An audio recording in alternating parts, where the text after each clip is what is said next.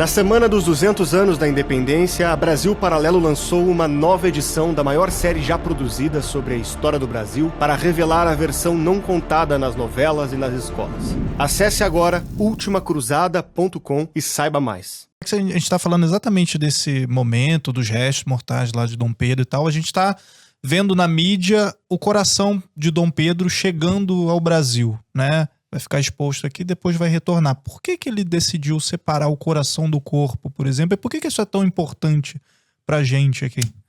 Assim, eu fiquei pensando, assim, né, o fato de o Brasil ter... Cada um tem uma opinião sobre isso, mas eu penso, assim, que não deveria ter sido tirado de lá por ser um desejo. Assim como eu penso que o corpo de Dom Pedro deve repousar no Monumento do Ipiranga, porque era um desejo dele, assim também o coração dele não deveria sair da cidade do Porto, porque foi uma promessa dele. Dom Pedro, ele volta, né? Quando ele abdica do trono, em 1831, ele abdicou do trono do Brasil, depois de uma crise, né? Dom Pedro, ele era um pouco absolutista, então, ao mesmo tempo que ele deu Constituição, ele outorgou uma Constituição, a Constituição não foi promulgada aqui no Brasil, ele pegou a Constituição, reformulou e outorgou.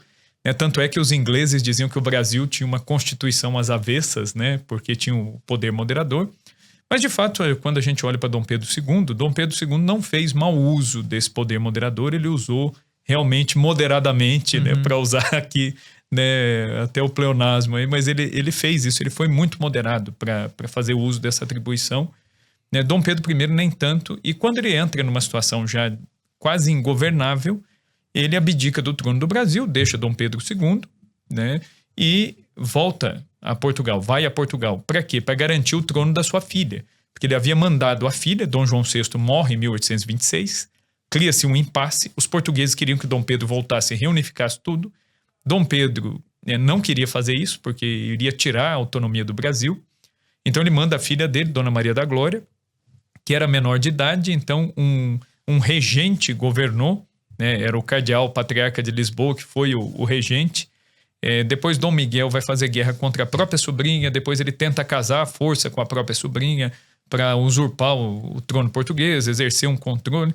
E aí, enfim, Dom Pedro, então, vendo a situação do Brasil, ele soluciona o problema fazendo o quê? Voltando, ele abdica e volta para garantir o trono da filha. E ele vai dar combate ao irmão, as tropas miguelinas que perdem.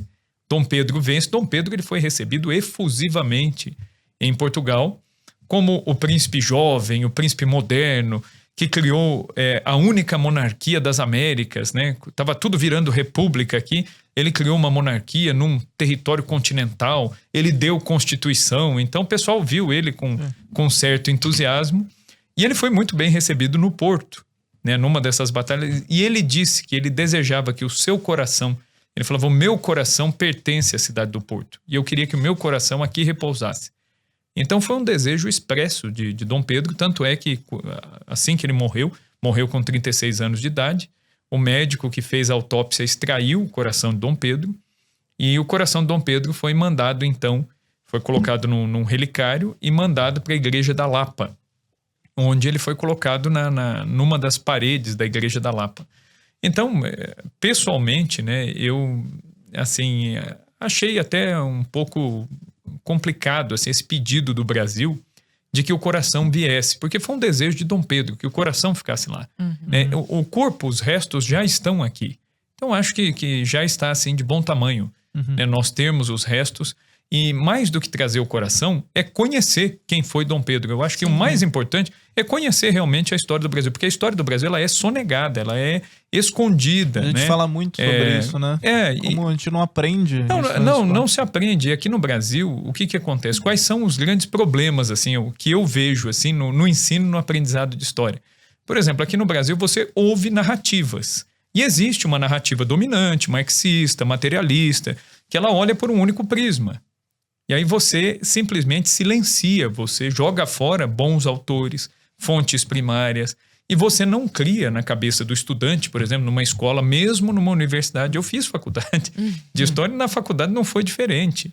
Aliás, me deu um trabalho danado depois eu ter que refazer, porque eu comecei a perceber que... Tem que estudar por fora. Eu falei, caramba, tudo que eu aprendi recortado. Tem aquela